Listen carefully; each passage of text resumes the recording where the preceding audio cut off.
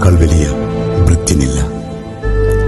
നിങ്ങളുടെ ഗുരുവും നാഥനുമായ ഞാൻ നിങ്ങളുടെ പാദങ്ങൾ കഴുകിയെങ്കിൽ നിങ്ങളും പരസ്പരം അങ്ങനെ ചെയ്യുവാൻ കടപ്പെട്ടവരാണ്.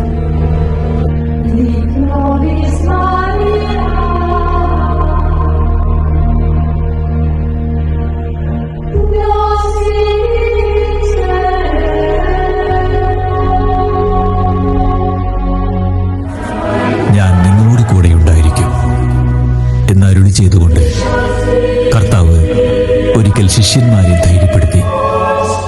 അങ്ങനെ എന്നെന്നും നമ്മോടുകൂടി ജീവിക്കാനുള്ള മാർഗം അവിടുന്ന് കണ്ടുപിടിച്ചു. വിശുദ്ധ കുർബാന.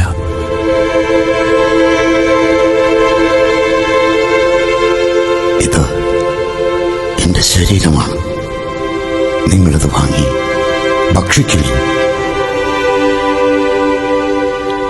ഇത് പാപമോചനത്തിനായി അനേകർക്ക് വേണ്ടി ചിന്തപ്പെടുന്നതും ഉടമ്പടിയുടേതുമായ എന്റെ രക്തമാണ്.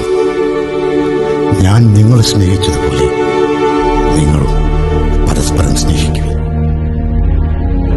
മനുഷ്യപുത്രനിതാ മർദ്ദകരുടെ കയ്യിൽ ഏൽപ്പിക്കപ്പെടാൻ പോകുന്നു.